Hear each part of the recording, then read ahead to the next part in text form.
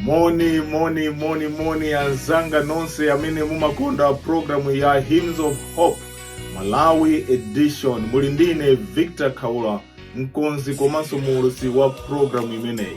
Lero ndikukumbukira nyimbo imene anaimba Bob Zumani, nyamata wodziwa kuimba nyimbo mwaluso amene anali ku Malawi koma pano ali ku Canada.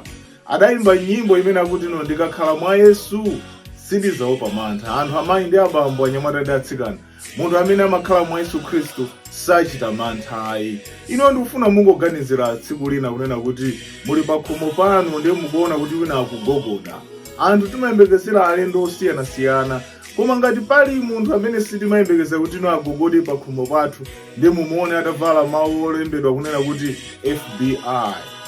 Mumangodziwa kungoona munthu amene umangodziwa kuti yalakwa, umayamba kuzifunsa ndalakwa chani, ndapanga chani kuti mpaka na FBI ikafike pa khomo panga. Bungwe lotchedwa Federal Bureau of Investigation ndi bungwe lalikulu kwambiri kuno ku America limene limafufuza milandu yosiyanasiyana pamene munthu wapalamula milandu yokhuzana ndi federal. Amene akafika pa malo zimasonyeza kunena kuti nkhani imeneyo yafika mitunda ina, ndipo akafufuza nkhani yawo amagawana ndi ma security agency ena osiyanasiyana. Komano mu tsiku lale mu program imene ndikufuna ndikuyitaneni ku program imene mutu wake tikunena kuti join this high crime society as an FBI agent. Mukuyitanidwa kuti mulowe ngobungwe limeneli monga wa FBI. Koma FBI imene ndikuyitani nani si yapa dziko lapansi ayi, koma kuyitanirani mu dziko lozazidwa ndi uchimo limene Nowa akutiyitana kunena kuti tikhale the firm believer in Jesus. Be the firm believer in Jesus Christ. Chotero kuyitanidwa kwathu kwa lero tikuyitanidwa kukhala firm believer in Jesus, kukhala wokhulupirika mwa Yesu Khristu FBI. Ifeyo tayitanidwa kuti tikakhala anthu okhulupirika mu dziko lino limene tikukhala kuli mavuto osiyanasiyana. Pa buku la 1 Korinto chapter 16 verse 13 akunena kuti be on your guard, stand firm in the faith, be courageous, be strong. Ifeyo akunena kuti tikhale oziteteza, atcheru, komanso time nji mu chikhulupiriro chathu, tikhale olimba mtima komanso osaopa ayi. Mmene ife tili a Khristu pa dziko lapansi, pamene tinasankha kukhala pa Khristu, tili pa warfare. Tili mu dziko ili limene tayikidwa, mene muli mavuto osiyanasiyana. Crime rate is so high. So God is calling for those amene angathe kuima mwa Yesu Khristu. Kodi inu mwakonzeka kuima nji mwa Yesu Khristu? Are you ready to stand firm for Jesus? You have been called kuti inuyo mukakhale a firm believer in Jesus mu nthawi imene dziko lapansi lazazidwa ndi uchimo. Chotero tikhala tikugawana mfundo zisanu kuti kodi ifeyo monga amene tili a Khristu tayitanidwa tingakhale okhulupirika bwanji mu nthawi imeneyi ya mavuto monga Khristu. Komanso ndi mawu achilimbikiso kutithandiza kupyolera mu nyimbo zimene zikhale zikuthandizira kumvekesa kwa phunziro limeneli. Nyimbo zimene tipereke mu tsiku lale zikuyimbidwa ndi magulu osiyanasiyana a Seventh-day Adventist chokera ku Malawi. Ngakhalenso nthawi zina timakhala ndi magulu ena a Malawi ochokera madera osiyanasiyana. Khalani pomwepo kuti timalizire programu imeneyi limodzi. Awuzeni anzanu, tapangani share video imeneyi kuti tonse tidalitsike pamodzi.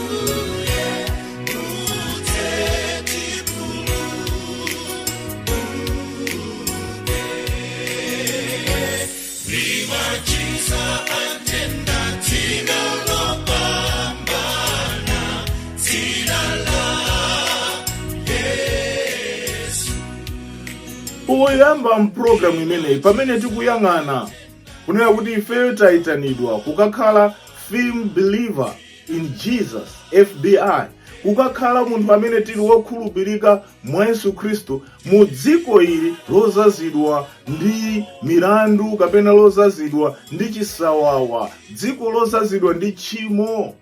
Yesu akufuna kunena kuti ifeyo tikakhale anthu okhulupirika. Amayi ndi abambo, pamene ife tayitanidwa kukakhala mwa Yesu Khristu, ndife anthu amene tiyenera kukhala anthu olimba mtima, atcheru, kuonesesa kunena kuti ifeyo tisatayike. Chifukwa alipo anthu ena akunena kuti pa dziko lapansi timaona ngati zinthu zamasewera. Ndifake Paulo imvena kutichenjeza kunena kuti ife amene timaona ngati tili chilili tisamale chifukwa tingagwe. Ndiye ndikufuna ndigaone nanu zinthu zisanu zimene ifeyo tinayenera kuchita. Choyambirira, we need to maintain a strong prayer life. Tikuyenera ifeyo tikhale anthu opemphera nthawi zonse, osati kungopemphera monga moyesayi. Tili pa nkhondo, tamuganizireni msilikali amene amapita ku nkhondo, akuona mipaliro, akuona mfuti zikubwera zipolopolo, pemphero lake silikhala la zibwanayi, amapemphera pemphero lolimba. Ifeyo chinthu chimodzi chofunika, ngati iweyo uli firm believer in Jesus, iweyo ngati uli wokhulupirika mwa Yesu Khristu, unayenera kukhala munthu wa pemphero. Pemphero ndi chida chofunikira kwambiri kwa Mkhristu wina aliyense. Tiyenera tipemphere kwa Yesu Khristu kuti atithandize kuti ifeyo pa dziko lapansi tikathe kukhala okhulupirika. Tate ndimvere nyimbo ziwiri. Nyimbo yoyambirira akunena kuti imvani pemphero, imene akutiimbira ndi A Revival and Reformation. Ndiye nyimbo yachiwiri akunena kuti pemphero langa, imene akutipasa ni mayi Florence Mtata Maseya, amene akuimba kunena kuti no pemphero, zimene zikuonesa kufunikira kwake kunena kuti no Mulungu amamva mapemphero athu, komanso ife tiyenera tipemphere. Tatiye ndimvere nyimbo ziwiri zimenezi.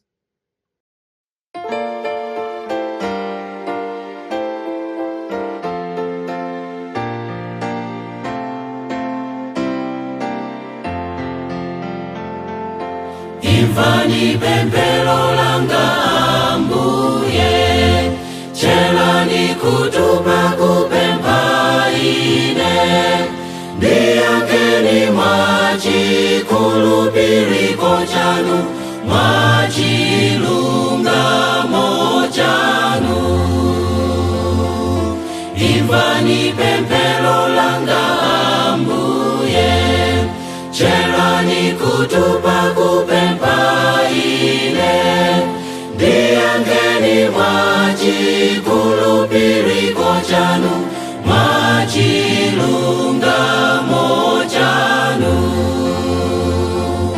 Chelani kutupa kupempha ine, musandibisire nkhope yanu, ndiyankheni mwachikhulupiriro chanu, mwachilungamo chanu.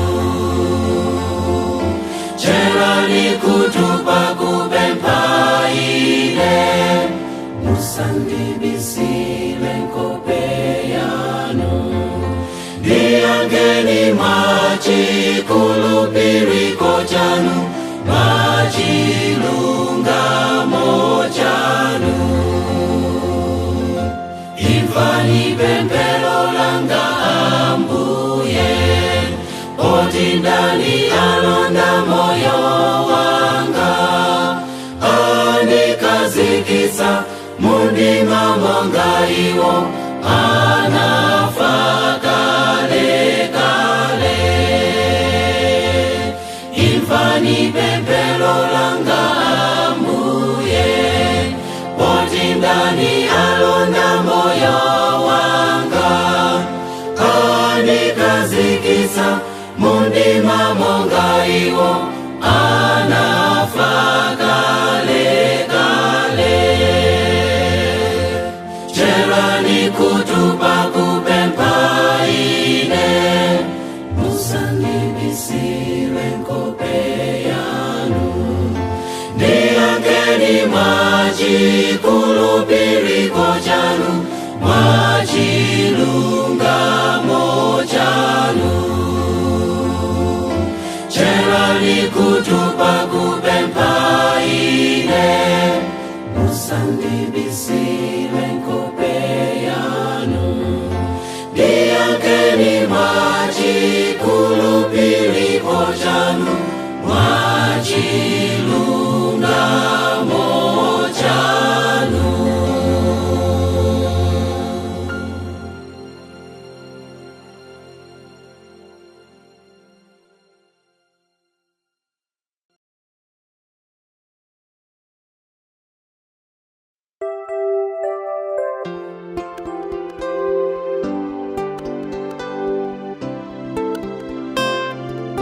Mulungu watu wachikondi wachifundo ndiwosunga mabangano tasochera tapanduka sitinatsate ziweruzo mauanu nkhope zathu zamanyazi lelo zikugwa pamaso panu kupembedza Ambuye mverani pemphero lathuli Uye onani tavomereza kulephera kwathu khululukani tipulumutseni Mbuye kuti adani ndi mitunduyo aope dzina lanu chilungamo chiweruzo chikhululukiro chipulumutso zonse nzanu ndife anthu ofowoka talephera kukwaniritsa chipangano taitana temberero kokana kumvera aneneri munawatuma Ambuye mverani pemphero lathuli Uye onani tavomereza kulephera kwathu khululukani tipulumutseni Mbuye kuti adani ndi mitunduyo aope dzina lanu sikupempha chifukwa ndife abwino koma chifukwa cha chifundo chanu chosatha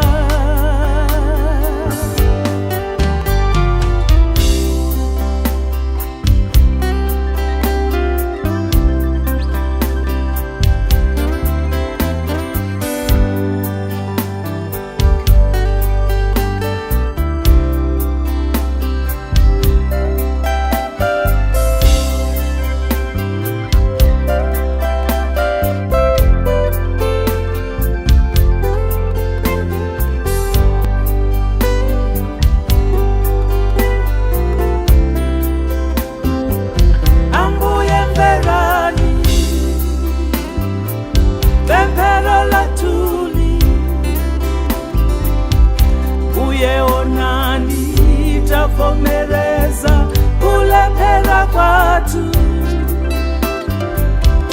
khululukani tipulumutseni Mbuye kuti adani ndi mitunduyo aope dzina lanu Ambuye mverani pemphero lathuli Uye onani tavomereza kulephera kwathu khululukani tipulumutseni Mbuye kuti adani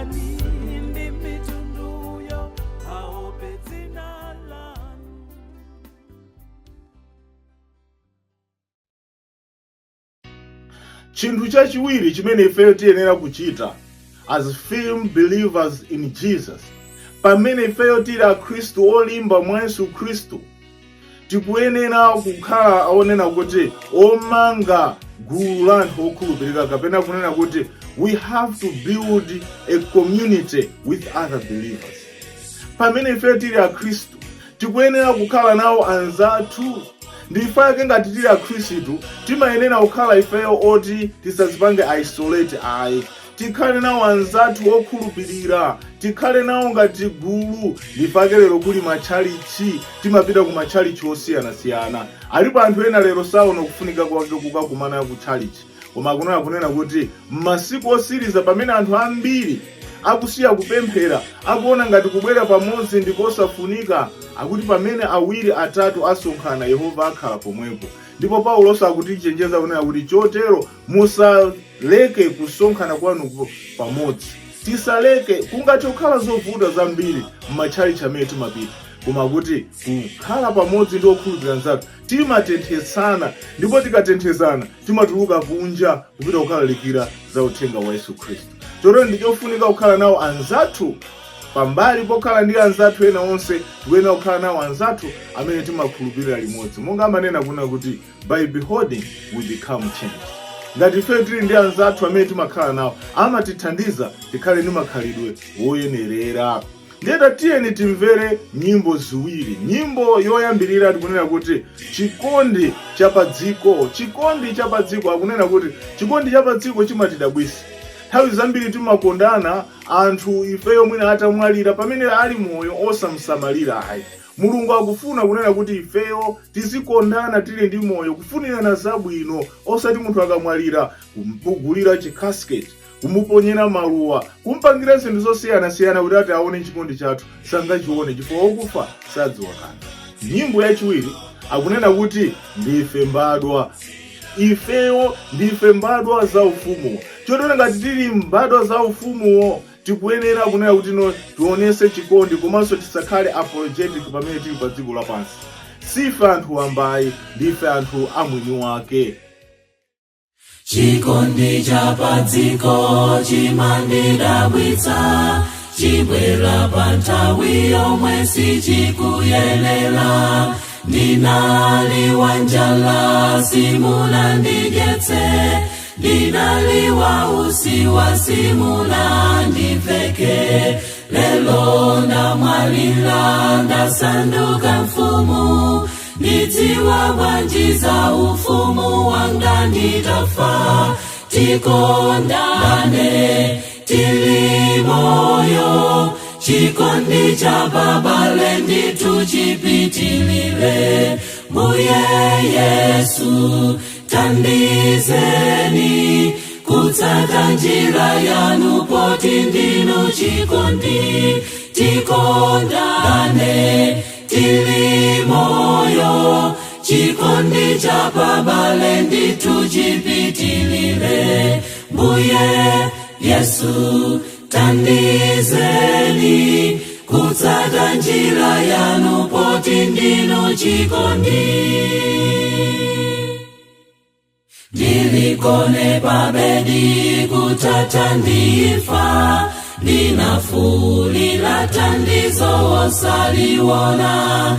Abwenzi anditawa nilindeka muchigwa, ndatsimikiza bwenzi leni ndi Yesu. Lelo ndamwalira mubwera ndi maluwa, ndidziwa bwanji za chikondi chanu nditafa. Tikondane tili moyo, chikondi cha babale nditu chipitilire. Mbuye Yesu tandizeni kutsata njira yanu, poti ndinu chikondi. Tikondane tili moyo, chikondi cha babale nditu chipitilire. Mbuye Yesu tandizeni kutsata njira yanu, poti ndinu chikondi. Mbuye Yesu tandizeni udindo wa Chikristu wagona pachikondi.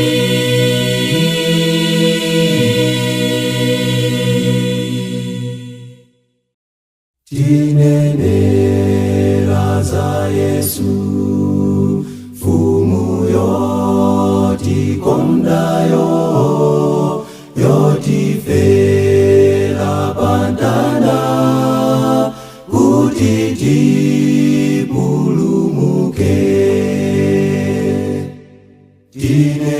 Tinenera za Yesu fumu yotikondayo yotifera pantanda kuti tipulumuke. Ndife mbadwa zosankhika ansembe achifumu tundu oyera mtima anthu a mwini wake. Timkweze Yesu yekha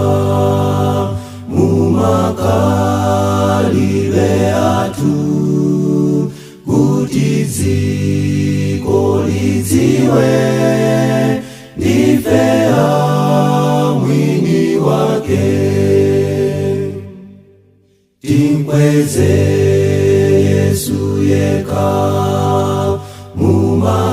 mumakalile athu kuti dziko lidziwe ndife a mwini wake. Ndife mbadwa zosankhika ansembe achifumu tundu oyera mtima anthu a mwini wake. Ndife mbadwa zosankhika ansembe achifumu tundu oyera mtima anthu a mwini wake. Timkweze Yesu yekha, timkweze Yesu yekha, timkweze Yesu yekha. Ndife mbadwa zosankhika ansembe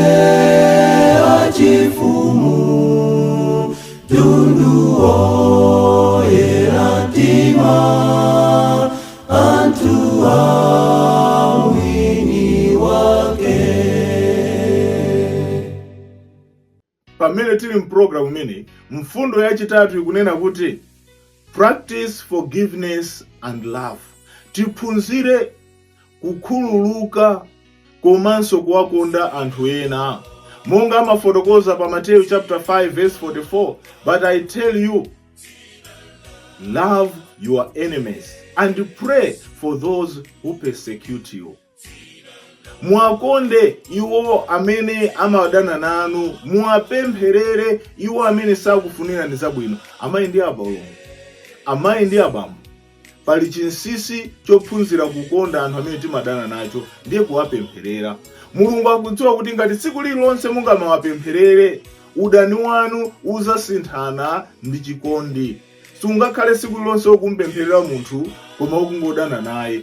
Tiziyapempherera kuti no Mulungu awadalitse. Kuwapempherera chikondi chimenecho chisawapangisa iwo kumulandira Yesu ngati Ambuye ndi Mpulumutsi wawo. Komanso zatithandiza ife kukhala nazo mphamvu zowakhululukira. Ndikudziwa kunena kuti nthawi zina anthu amatilakwira mwanjira ina yonena kuti kodi ineyo ndingawakhululukire bwanji, koma Mulungu akufuna ife tikakhululukirane.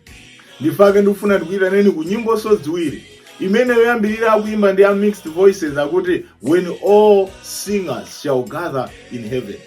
pamene ifeyo oyimba tonse tizakumane mmwambako. Likubwera tsiku limene tonsefe tizayimbira limodzi. Kodi ngati sitikukondana pa dziko lapansi, sitikufunirana zabwino, sitikukondana, tizayimbira bwanji limodzi kumwamba? Inu oyimba anzanga ndifuna ndikupempheni. Muyenera kukondana. Nthawi zina mukuyimbamu mumachita kukhala ngati kuli kampikisano. Pamene tikufuna kuti ife tiyimbe bwino, ngati wina akuyimba anthu akumpasa support yambiri, ntchito yathu sikudana naye ayi, koma tiyeni tifunane zabwino wina ndi nzake. Monga ku usilikali aliyense samenya mofanana, koma aliyense amakhala kuti akupanga contribute to the success of the war. Ife tili pa nkhondo ndi Satana. Msilikali aliyense ndi wofunika, ayena angathe kuponya mipaliro yopita patali, koma tikakondane tili pa dziko lapansi. Nyimbo yachiwiri akuti ndi chisomo imene akutipasa mu ministry. Ifeyo kuti Mulungu anatipasa mwana wake obadwa yekha tidakali mu uchimo, monga amafotokoza pa Roma chapter 5 verse 8. Ndi chisomo kuti inu ndine tinawo mwayi woti tingathe kupulumutsidwa. Chotero tiyenera kukhala ma firm believers in Jesus, anthu okhulupirira mwa Yesu Khristu olimba nji, kuti ngakhale titakhumudwitsidwa tikhale nawo mphamvu zowakhululukira ndi kuwakonda adani athu. Ifa imeneyo ndiyo njira yokukhululuka komanso yoti ife tipeze mphamvu yowakhululukira adani athu. Tikawakhululukira adani athu akuti pemphero athu Mulungu azaliyankha.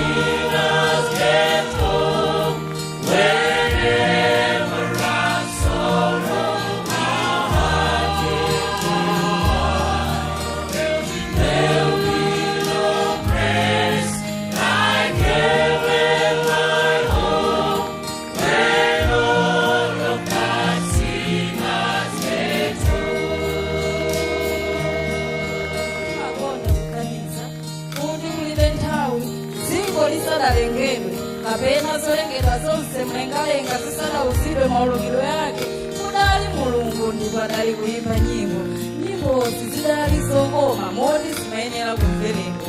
Mulungu wakhala ali ndoyimba zosiyanasiyana, omwe akhala kutola zidutswa za nyimbo yomwe adali kuyimba, kumumuza mavume ake, kulemba ndakatulo, ena adalipo adayelekeza kufinanso. Palibe adamvera nyimbo yonse chiyambire tsiku Mulungu adayimba yekha, koma tsiku lililonse asonkhanitsa yekha ana ake, ndipo mmodzi oyimba onse akale akweza mawu awo mofuwula ndi kuyimba ndi mavume, aliyense komwe moyo wamuvutira. Pamapeto penipeni tidzamva nyimbo yachikondi imene mwini wake opeka opambanayo adayikiza mu mtima mwa iye mwini, ndipo chilichonse chidzakhala mtimake. As we sing here on earth, songs of sadness on mirth, tears of foretaste of rapture to come. But a song can compare with the glory we'll share when all of God's singers get home. When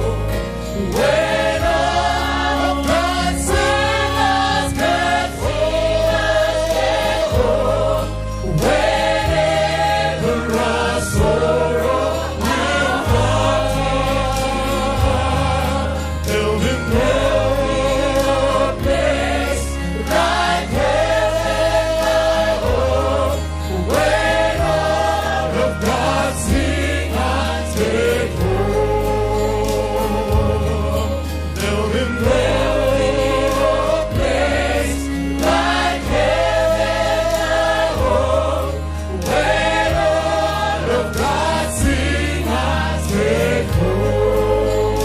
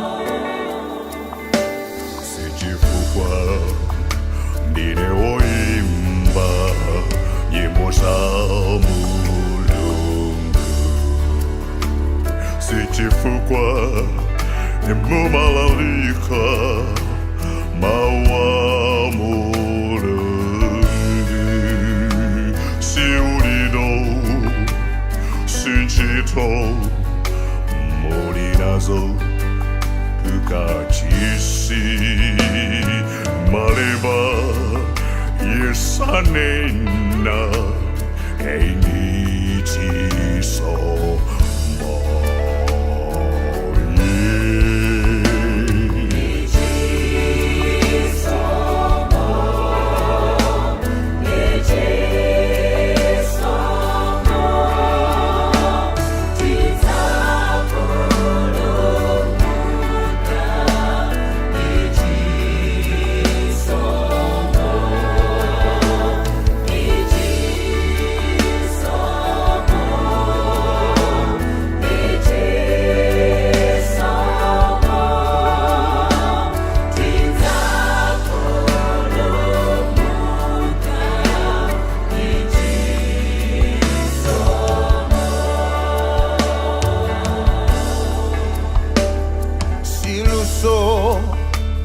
Molinalo Simbirianu Simpingo Mumapempera Sichuma Chanu Sibanja Lobadwira Simalo Choke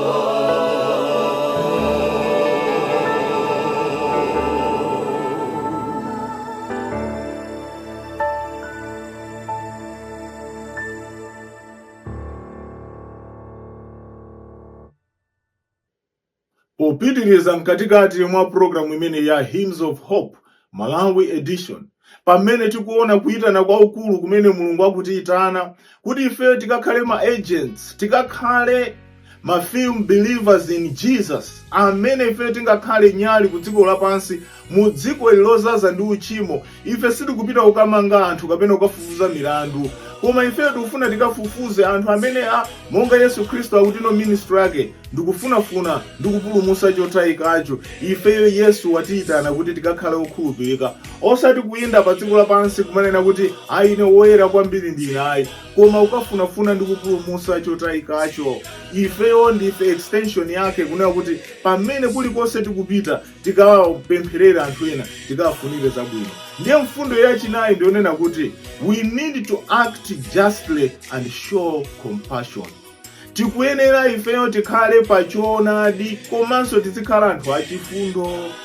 Anthu ena adafotokoza kunena kuti nthawi zinatu akhristu timatha kukhala ankhanza kwambiri. Mwina ndifaka amanena kuti kutchalichi anthu amatha kuchitidwa chipongwe, osakondedwa, koma kupita kokumwa mowa anzawo kukaonesera ulemu. Ndi amati kodi ndipite kuti kutchalichi alisi akungoninyoza, koma ndikapita kumowa anthu akundigayira zabwino. Zimenezo sizoyenera. Ifeyo as firm believers in Jesus tikuyenera kuyima njii pa Yesu Khristu, kukondana wina ndi nzake. Monga mmene akufotokozera pa Mika chapter 6 verse 8 akunena kuti He has shown you, O mortal, what is good, and what he does the Lord require of you, to act justly and to love mercy and to walk humbly with your God. Akuti no Mulungu akumwamba akufuna kunena kuti anatuonesa ifeyo ubwino wake, ndiponso anatuonesa kuti choyipa ndi chiti. Timadziwa kuti kunena mabodza, kuwafunira nzathu zoyipa ndi zolakwika. Anatiuza zimene zili zabwino ngati Khristu kudziwa. Ndi akuti monga Mulungu akumwamba akufuna kwa ife, akufuna ife tiyende wongoka, komanso tikhale achifundo, tiyende mu njira yake, chifukwa izi ndi zimene Mulungu akumwamba akufuna. Ife ngati Khristu tiyenera tikhale anthu amene tikuonena zoona, amene timayima pa choonadi. Tafunseni anzanu kunena kuti kodi inu mwayima pa choonadi? Kapena inu mwayima pa choonadi? Ngati simukuyima pa choonadi, talimbani mu comment section kuti Ambuye ndithandizeni kuti ndikayime pa choonadi. Ndenda tiyeni timvere nyimbo ziwiri. Imene akuti paso yoyambirira ndi The Harpers, akunena kuti mundichitire chifundo. Ambuye ndichitireni chifundo, chifukwa ineyo ndine wolephera, sindinayende mu chiyero chanu, sindinayende mu njira yanu, ndiye ndikufuna Ambuye mundichitire chifundo. Pamene yachiwiri akunena kuti ngwa chifundo imene akuti pasira ndi ya Christ in me. Akuti Mulungu amene ife timamutumikira ndi Mulungu amene ali wachifundo, amatikhululukira, amatipasa chisomo. Kodi ife tikuchiperekanso kwa anthu ena? Ambuye atithandize kunena kuti pamene tikumvetsera nyimbo izi komanso tikumva mawu awo, zitithangate ife kupanga enlist our names as firm believers in Jesus. Ife amuoyima njii pa Yesu Khristu kuti ngakhale mavuto angabwere tisabwerere mbuyo ake. Tiye timvere nyimbo ziwiri zimenezi. Mundichitire chifundo by The Harpers, komanso yachiwiri ngwa chifundo by Christ in me. Atate watu wakumwamba, jina lanu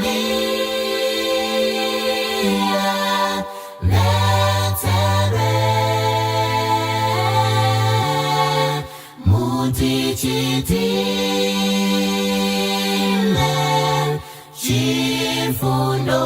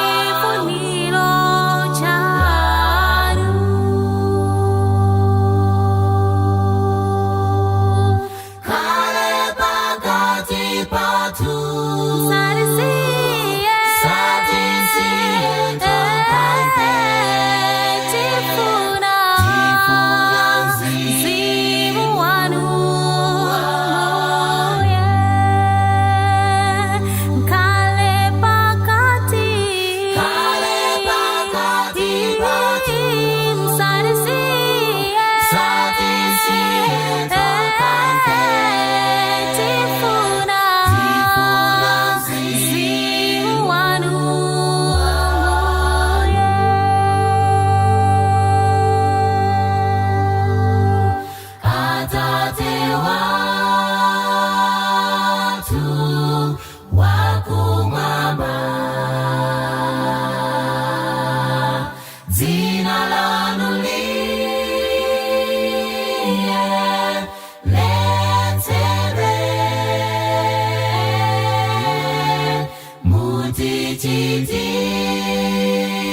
mutichitile chifundo.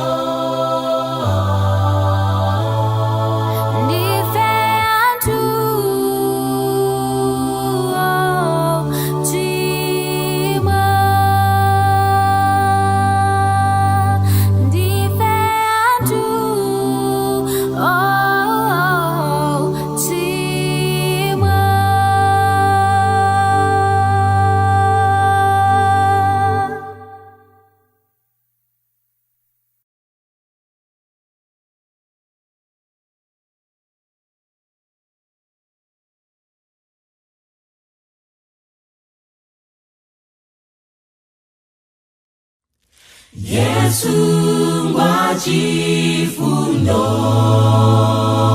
amatikondabe, tikamachimwa satiwononga, akufuna tilape. Mene tilapa akululuka, ndipo sakumbuka nso. Bale usachedwe ndi tchimo lakolo. Yesu afuna tikalowe mwamba. Yesu ngwa chifundo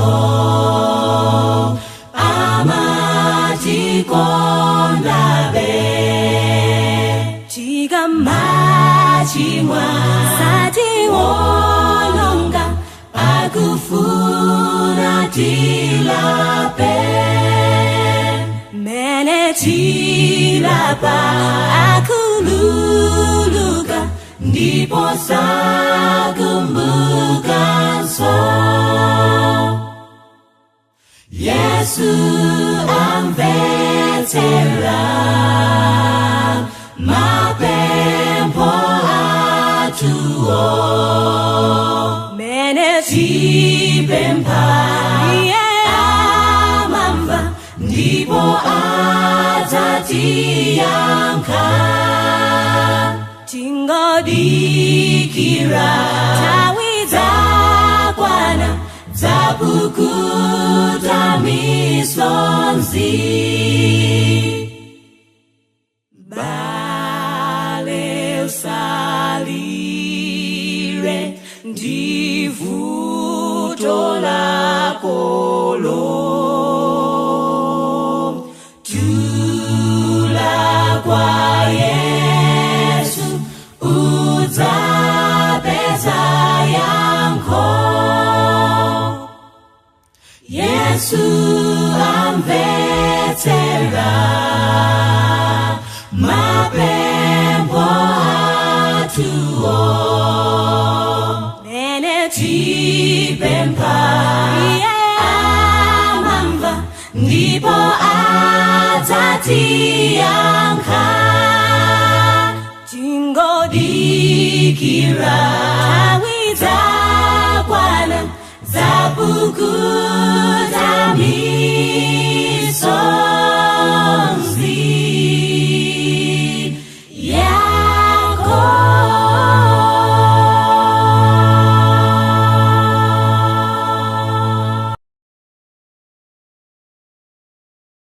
Pamene tikupita ku fundo yomaliza ya number 5, ifeyo monga tayitanidwa kunena kuti no, we should be firm believers in Jesus.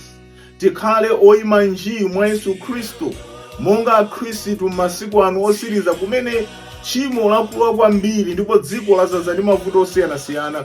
Monga FBI imayenda kufufuza ikagogoda pa khomo akuyang'ana munthu wina amene wapalamula, ifeyo ndi osiyana, sili kupita makomo kapezera anthu zifukwayi, koma tikupita kunja kukawuza anthu kunena kuti Yesu Khristu akubwera posachedwa ndipo amakukondani. Ndiyeno chomalizira nchiona kuti ifeyo ngati ma firm believers in Jesus, we have been called to share the gospel boldly. Taitanidwa kuti tikalalikire uthenga wa Yesu Khristu mopanda mantha. Tipite kunjako tikawalalikire, timanena kunena kuti Adventist men tifikire ponse tilalikire uthenga kuti Yesu Khristu abwere msanga. Amaya ndolika thamanga ndi uthenga wabwino, akuti tifike tithamange ndi uthenga wabwino tikawuze anthu kuti Yesu abwere, ngakhale achinyamata. Ife taitanidwa kunena kuti tikalalikire uthenga wa Yesu Khristu. We have been called for service. Tipite kunjako tikawuze anthu za Yesu Khristu. Ngati ife tili pa dziko lino lapansi, tinayenera kukalalikira uthenga. Member involvement aliyense akathe kukhala kuti no watenga nawo mbali polalikira uthenga. Kodi ndinovomereza kunena kuti mukhale nawo pambali yolalikira uthenga? Tatiye ndimvere nyimbo ziwiri. Yoyambirira akuti pasandi a Soul Stirrers. The Soul Stirrers choka ku Balaka, ena mwa iwo amayimba mu Police Choir. Amayimba mu Balaka SDA Police Choir. Tatiye ndimvere nyimbo ziwiri. Nyimbo yoyambirira number 220 Mkhristu mnyimbo. Imene akuti pasa ndi a The Soul Stirrers. Amenewa ndi a gulu limodzi la azibambo amene amayimba mu gulu lijamati Balaka Police SDA Choir. Akutiimbira nyimbo akunena kuti ndilakalaka kwathu amayi ndi abambo. Ifeyo ngati ma firm believers in Jesus, tikulakalaka kuti no tsiku lina tikachoke mdziko lapansi tikakhale kumeneko. Ndipo nyimbo yachiwiri imene akuti pasa akuti no mukhale okhulupirika, the dwellers. Ngati ufuna ife tipulumuke, tikulakalaka kwathu sitingolakalaka koma tikhale okhulupirika kuti pamene Yesu Khristu akuti yang'ana moyo wathu atipeze kuti ife ndi okhulupirika. Anthu ambiri chimene chikuvuta mu nthawi yathu yomaliza ndikuphatikiza, tikufuna titenge dziko komanso tifune za kumwamba. Ndi akuti ife tikhale okhulupirika, tikakhala okhulupirika Yesu Khristu akubwera posachedwa kuti azatipulumutse. Tatiye ndimvere nyimbo ziwiri zimenezi.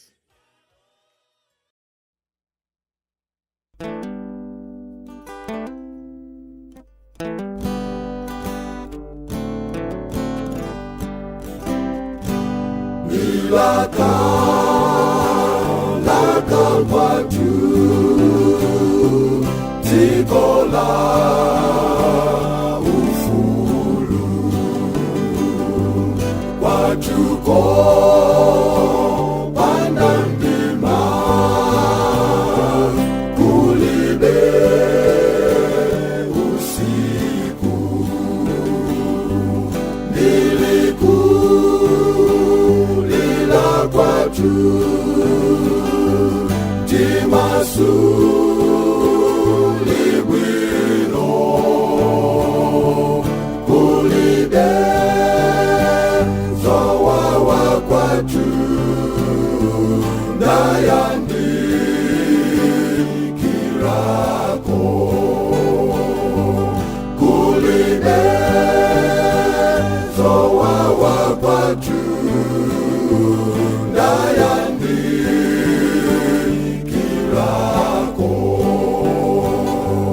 Uyanga alikwatu angelo awino kulibe chimo kwatu mayeso kulibe nyimbozo kwatuko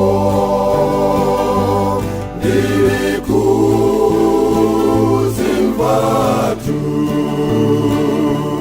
nikaka nizaza kwatu nilila misozi nikaka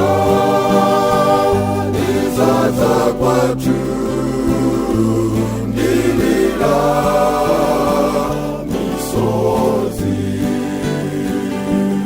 antuo kala kwatu andiko dolane kopanda za chisoni kwaoka la momo kokoma likwatuko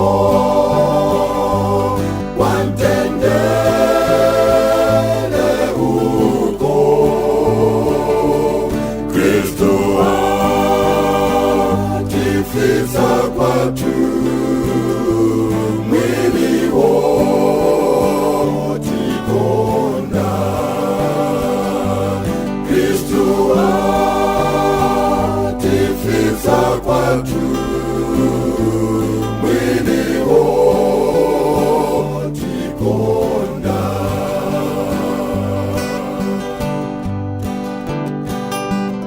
Damvela mbale mwina wakumudwa Yesu aitana uje kwa ye Damvela mlongo banja ulibe Yesu aitana uje kwa ye Mwena ni kwa Yesu Antuna sendu Yesu wakuza Mutesa vuto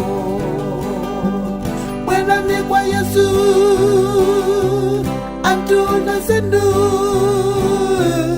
Yesu wakuza Mutesa vuto kokoma likwatuko wantendele uko Kristo atifisa kwatu mwili wotikonda Kristo atifisa kwatu mwili wotikonda Kristo atifisa kwatu mwili wotikonda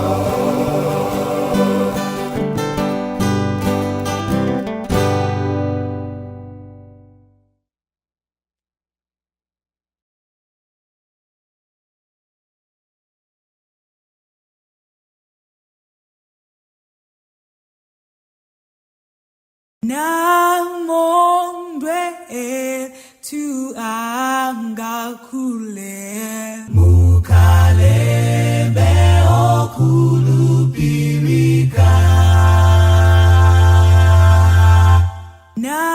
Namondwe tu angakule Mukalembe okulupirika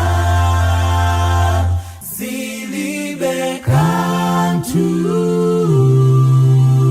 moyo kuvuta Mukalembe okulupirika Zilibekantu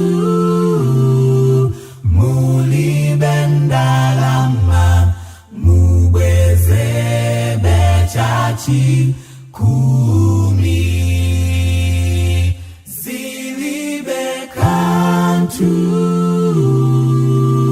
moyo kuvuta Mukalembe okulupirika Zilibekantu mulibendalama mubwezebe chachi kumi Zambi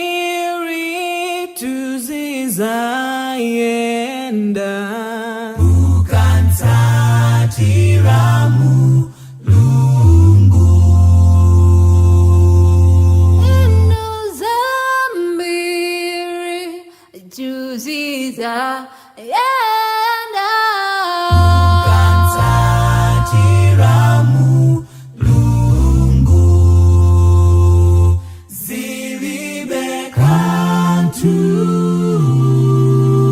moyo kuvuta mukalebe okulupilika zilibe kantu mulibe ndalama mubwezebe chachi kumi zilibe kantu moyo kuvuta mukalebe okulupilika zilibe kantu mulibe ndalama mubwezebe chachi kumi zilibe kantu moyo kuvuta mukalebe okulupilika zilibe kantu mulibe ndalama mukalebe okulupilika.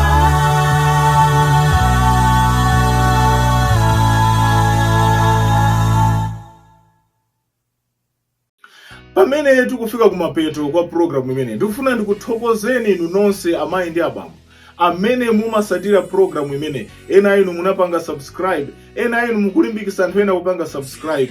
Komanso ndithokoze inu amene nyimbo zanu zimayimbidwa bwino. Inuyo anthu amene Mulungu anakupasani talenti. Cholinga cha programu imene ndichoti tikalimbikisane monga tikunena kuti Hymns of Hope Malawi edition. Timayipereka programu imene nchichewa kuti wina aliyense asakhale ndi mawu owiringula. Program imene is targeted ku Malawi ndipake timayipanga Sunday lilonse 7 o'clock.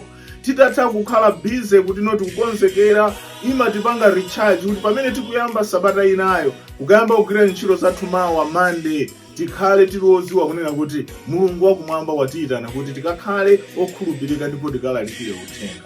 Ndipo ngati muli ndi umboni komanso muli ndi nyimbo zimene mukufuna zitayimbidwa mu program imene, tumizani kwa ine amene ndili mkonzi komanso mulisi wa program imene pa namba ya WhatsApp imene kuti +1 269 815 2258. Komanso mungati kutumiza pa email imene tikunena kuti victorkaula@gmail.com. Ndipo mukatumiza kandi umboni umene muli nawo ndipo kapena pali nyimbo ina imene imakusisimusani tizayipanga play. Monga mutsiku la lero ena anapempha nyimbo imene akuti ndilakalaka kwathu yoyimbidwa ndi The Starers. Tayimba mtsiku la lero pa nyimbo imene ndi nyimbo so ya uthenga imene imatilimbikisa ngati Khristu kuti tsiku lina tikafika kwathu. Ambuye akudaliseni. Ndikufuneni zabwino zonse. Kwa inu amene mwakhoza mayeso, Ambuye akudaliseni. Congratulations. Kwa inu amene mwina mayeso awasana ende bwino, ayi ndithu musafoke ayi kuti failure is stopping to try. Tikalephera tiyenera tiphunzire kuti kodi tina ulakwisa pati. Ndipo pamene tikabwerezanso tiyeni tikonze pamenepo kuti tikakhoze bwino ndikupita ku university. Ambuye akudaliseni nonse aziphunzisi amene mukuphunzisa ana amene mwagwira ntchito yayikulu kwathangatana kuti achite bwino mayeso wawo. Ambuye akudaliseni. Ndimakukondani koma Mulungu amakukondani koposa. Mukhale ndi tsiku labwino, usiku wabwino. Bye. See you next time.